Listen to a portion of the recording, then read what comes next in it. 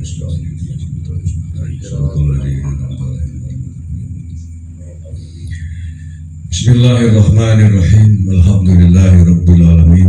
Allahumma sholli ala sayyidina wa maulana Muhammadin wa ala alihi wa sahbihi ajma'in. Wa la haula wa la quwwata illa billahil aliyyil azim. Amma ba'du. Yang saya hormati Soebul Bed Gus Ali Syakaf, yang juga Wakil Ketua PDPWI LS Kabupaten Banyumas, yang saya hormati Romo Kiai Haris Megawanto, Wakil Ketua PDPWI Kabupaten Banyumas, juga Gus Hasan dan jajaran pengurus PDPWI LS Banyumas semuanya, yang mohon maaf tidak bisa saya sebutkan satu persatu. Seluruh jajaran pengurus PDPWI LS Kecamatan Sokaraja sebagai Soebul Bed penyelenggaraan peringatan Hall ke-16 Gus Dur, dan semuanya saja Wakil Ketua Sekretaris PW Mas Yusuf yang saya hormati. Pertama-tama alhamdulillahirabbil alamin, pada malam hari ini kita bisa bersama-sama berkumpul dalam rangka memperingati haulnya Gus Dur, guru bangsa, guru kita semuanya. Mudah-mudahan beliau semakin damai di sisinya. Amin. Dan kita mendapatkan barokahnya. Amin ya rabbal alamin. Salawat dan salam mudah-mudahan tetap dilimpahkan kepada junjungan kita Nabi Agung Muhammad sallallahu alaihi wasallam, Nabi akhir zaman, yang tentu saja kita semuanya mudah-mudahan selalu mendapatkan syafaatnya saat ini maupun kelak di hari akhir. Terima kasih atas waktu yang diberikan kepada kami. Alhamdulillah pada malam hari ini saya bisa bergabung dengan panjenengan semuanya dalam rangka memperingati Haul Gus Dur. Alhamdulillah hari ini penuh barokah bagi saya, khususnya tadi siang saya ditemani Mas Yusuf dan Asar dan Herman bisa ikut membersamai Ketum PWLS Gus Abbas dalam acara pelantikan PWLS Kabupaten Batang dan seluruh kecamatan Batang. Dan malam hari ini bisa berkumpul dengan panjenengan semua, teman-teman dari PDPWI dan PC PWLS Kecamatan Sokaraja. Insya Allah mudah-mudahan pertemuan ini pasti akan menjadi barokah bagi kita semuanya, barokah silaturahim dan barokah di dalam memperjuangkan bangsa dan negara, memperjuangkan negara kesatuan Republik Indonesia. Tadi banyak sudah disampaikan oleh Simbah Romo Kiai Haris Megawanto tentang banyak hal, tentang bangsa dan negara, tentang Gus Dur. Saya tidak akan banyak-banyak nambahi, tetapi bahwa peringatan atau acara kita pada malam hari ini saya yakin adalah sebuah peringatan yang sangat berharga, sebuah peringatan yang sangat mulia untuk kita. Selain berharap barokahnya Gus Dur, juga bagaimana kita sebagai pengurus dan anggota PWI LS di Banyumas ini bisa ikut meneladani sikap-sikap yang diwariskan guru bangsa kita, sikap-sikap Gus Dur di dalam menjaga, mencintai NKRI. Gus Dur sangat populer, dikenal dengan Bapak Pluralisme. Beliau juga dikenal dengan ketegasannya di dalam bersikap. Salah satu prinsip yang pernah beliau tegaskan, sampaikan, yang saya tangkap di antaranya dari sekian banyak prinsip, beliau pernah mengatakan kalau sudah terkait dengan prinsip-prinsip kita di dalam berbangsa dan bernegara, maka nyawa taruhannya.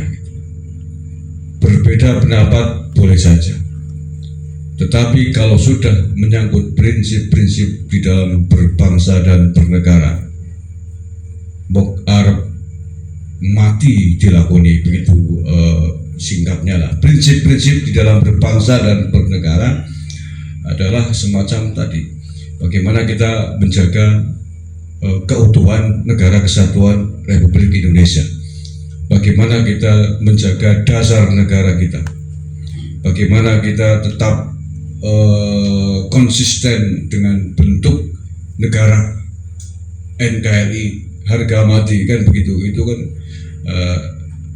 simpelnya begitu. Negara Kesatuan Republik Indonesia adalah prinsip kita di dalam bernegara, bahwa tidak boleh ada bentuk negara yang lain kecuali negara Kesatuan Republik Indonesia. Siapapun yang mencoba ingin merubah prinsip bernegara ini, ingin mengubahnya dengan sistem kerajaan, sistem kekhalifahan atau khilafah, itu adalah sebuah cita-cita yang ingin merusak prinsip-prinsip kita di dalam berbangsa dan bernegara. Gus Dur sangat tegas dalam hal seperti ini. Bagaimana mempertahankan Pancasila, Gus Dur juga sangat tegas. Di samping beliau juga sangat lembut dengan pluralismenya itu, menghargai banyak perbedaan. Mana yang harus kita hargai dalam bentuk perbedaan, tetapi mana pula yang kita tidak bisa mentolerirnya di dalam prinsip-prinsip kita berbangsa dan bernegara. Nah, tentu saja kita sebagai pengurus dan anggota PWI LS harus menteladani ini, wajib menteladani ini, dan untuk itu malam hari ini kita bersama-sama memperingati haulnya beliau, insya Allah tidak hanya di Banyumas tapi di berbagai kabupaten yang lain di Jawa Tengah. Malam ini juga sedang memperingati haulnya Gus Dur, karena memang kami instruksikan untuk memperingati haul beliau dengan harapan kita kena barokah, mendapatkan sinar nurnya beliau yang akan menjadi bekal kita di dalam berjuang membela bangsa dan negara, di dalam mencintai bangsa dan negara kita, atau di dalam kita berhubul waton. Terkait dengan Habib, terkait dengan prinsip Gus Dur, ada cerita yang saya kira panjenengan juga sudah pernah mendengar, dan saya kira ini juga sebuah sikap kalau kita menggunakan akal. Cerita yang pernah disampaikan oleh, kalau tidak salah, mantan sekretaris kabinet Dr. Marsilam Simanjuntak, kalau tidak salah mantan sekretaris kabinet pada eranya Gus Dur. Pernah mendengar ya cerita beliau? Saya sampaikan lagi untuk kita ambil hikmah pelajaran terkait dengan sikap beliau kepada para kabib-kabib keparat itu. Kalau ceritanya udah tahu ya ceritanya ya, inti substansi ceritanya bahwa beliau dipaksa oleh para habib untuk menerimanya, karena paksaan yang tidak sopan itu kemudian beliau menerima hanya batas waktu 5 menit. Tetapi para kabib-kabib yang memang keparat itu, kurang ajar itu, memaksa untuk meminta waktu yang lebih. Nah, karena itulah kemudian Gus Dur marah semarah-marahnya. Dikisahkan oleh Pak Marsilam Simanjuntak, belum pernah selama beliau menjadi menteri di eranya Gus Dur melihat Gus Dur semarah itu, sampai Gus Dur berteriak sangat keras, keluar gitu dari istana, mengusir para kabib itu, menghardik para kabib untuk keluar dari istana.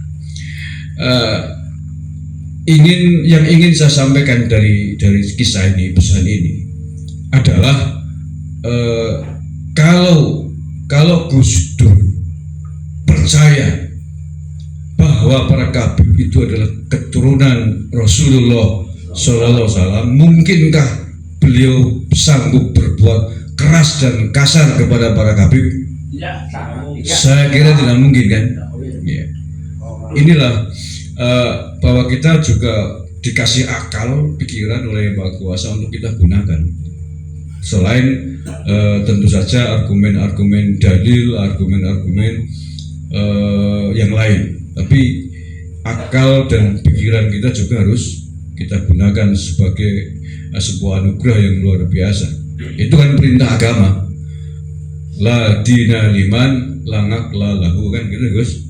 Tidak ada agama bagi orang yang tidak menggunakan akal. Perintah yang lain, afala ta'qilun, kan begitu. Apakah kalian tidak menggunakan akalnya? Afala tatafakkarun, kan banyak. Artinya bahwa Islam sangat menekankan kepada kita untuk memberdayakan akal dan pikiran kita. Jangan hanya taklid buta, jangan hanya husnudon. Ya. Ngerti tembelek di husnudon, ya tetap aja tembelek, kan begitu gitu.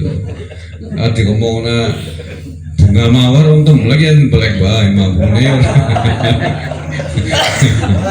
Anggaran orang genah coklat orang tembelek lah di husnudon ini madan patut, tapi di mek mampu ya orang mungkin. Nah gitu. Nah ya, kalau Gus Dur percaya bahwa kabib-kabib Dobolowi kurang ajar itu adalah zuriyah Nabi, tidak mungkin Gus Dur sanggup melakukan semacam itu, mengusir, menghardik dengan sikap yang marah. Ini kan akal kita sudah harus bisa menyimpulkan itu. Ini salah satu prinsip ketegasan beliau yang harus kita petik, yang harus kita ambil pelajarannya. Satu, yang kedua, Gus Dur juga pernah berkata yang sangat kasar terhadap organisasi yang dipimpin oleh Kabib Dobolowi Aricik itu, ormas bajingan, kan sama kasarnya nih, ormas bajingan gitu loh. Kalau belum ditangkap itu teroris lokal ya akan gaduh terus. Saya kira kan sikap yang sama, menegaskan itu. Kalau Gus Dur percaya Aricik adalah keturunan Kanjeng Nabi Muhammad, tidak mungkin beliau tidak sopan atau sekasar itu terhadap zuriyah Kanjeng Nabi. Itu kan prinsip-prinsip sikap-sikap yang harus kita teladani dari beliau, bagaimana kita menggunakan anugerah akal dan pikiran kita. Nah, ini juga sejalan segaris lurus dengan sikap tegas yang pernah dilakukan oleh simbahnya beliau, ya, tidak lain adalah Hadratus Syekh Mbah Hasyim Asy'ari ketika mendapati seorang tamu dari laki-laki keturunan imigran keparat dari Yaman ini yang minta dihormati lebih saat almarhum Hadratus Syekh sedang menerima tamu. Masyhur juga kan cerita ini kan, sangat masyhur yang menceritakan almarhum Gus Mik. Nah, jadi sangat sahih lah, akurat sekali cerita ini, apalagi videonya masih ada dan masih mudah kita temukan di kanal-kanal medsos. Silakan dicari aja cerita Gus Mik saat menceritakan, mengkisahkan marahnya Mbah Hasyim Asy'ari kepada salah satu keturunan imigran keparat dari Yaman itu. Nah, itu juga saya kira menjadi pelajaran. Kalau Mbah Hasyim Asy'ari mempercayai para kabib ini adalah zuriyah Kanjeng Nabi, tidak mungkin Mbah Hasyim sealim itu dengan gelar Hadratus Syekh sanggup melakukan atau mengusir Habib dengan begitu kerasnya, dengan begitu tegasnya, dengan bahasa Arab apa Gus, man laisa lahul adab itu ya, wajib alaihi santap, begitu ya bahasa. Oke, kita akan berlari pada budaya bahasa ketika itu ya, tahun 40-an. Santap barangkali adalah yes, sama bawa kesimpulan gue sopan santun ya cara bahasa sih ya kacar kan ya gitu loh, lebih tepat ya, sikat gitu loh, kacar cara Banyumas bikin gajul dan lain sebagainya lah, bahasa sekarang kan gajul, birat dan lain sebagainya ya, berenggolang ya berenggolang sih kesopanan Pak Mudrik Mas Mudrik, sorry Mas Mudrik Pak sorry masih Mas ya sih. Nah ya, kalau Mbak Hasim Asy'ari sekali beliau dengan gelar Hadratul Syekh yang sangat alim dan alama, percaya dengan Habib sebagai guru, tapi tidak mungkin beliau bersikap sekasar itu, sesadis itu. Ini yang begini ini tidak perlu kita bentuk dalil lagi sebenarnya, tidak perlu kita muka kita, bukan tidak penting, artinya dari sini aja cukup gitu sebenarnya. Kalau kita mampu mengembangkan sikap kritis kita, sikap akal kita untuk menilai, orang mungkin lah turunnya Kanjeng Nabi begitu. Ya. Nah, itu satu atau sekian dari banyak sekali keteladanan yang bisa kita ambil dari almarhum Gus Dur yang luar biasa, yang hari ini kita nyaris tidak bisa menemukan lagi, atau setidaknya sampai detik ini kita belum menemukan, nggak tahu akan ada atau tidak sosok yang sekali Gus Dur yang bisa menggabungkan antara lemah lembut, antara pluralisme dan ketegasan beliau terhadap prinsip-prinsip kemanusiaan, prinsip-prinsip kesetaraan, prinsip-prinsip berbangsa dan bernegara. Itulah kemudian Gus Dur dianggap sebagai atau dijuluki sebagai bapak pluralisme. Tentu saja sikap ini akan sangat dimusuhi oleh orang-orang yang tidak suka Bhinneka Tunggal Ika. Tentu dimusuhi oleh orang-orang yang inginnya khilafah, maunya negara Islam, negara agama. Itu adalah sikap yang harus kita lawan, kalau perlu sampai titik darah penghabisan. Sebagaimana Gus Dur tadi di awal saya sampaikan, sampai titik darah penghabisan, kalau perlu darah kita korbankan, nyawa kita korbankan demi prinsip ini sebagai sebuah bentuk hubbul waton yang tidak lain juga ajarannya Hadratul Syekh Mbah Hasim Asy'ari. Cinta tanah air adalah sebagian dari iman, bagian dari prinsip kita di dalam beragama, mencintai tanah air dalam rangka hubbul waton, mencintai bangsa dan negara ini dari siapapun yang ingin merongrong, ingin merubahnya, ingin merusak. Kita menjaganya dengan sepenuh hati adalah sikap jihad. Prinsip kita di jihad di dalam membela agama. Siapapun yang gugur di dalam memegangi, menjalankan prinsip-prinsip ini dihitung sebagai orang-orang yang gugur dalam mati syahid. Mati syahid, insya Allah surga balasannya. Saya kira itu sedikit dari saya, Kewengen. Udah jam 12:30. Terima kasih. Assalamualaikum warahmatullahi wabarakatuh. Waalaikumsalam warahmatullahi wabarakatuh.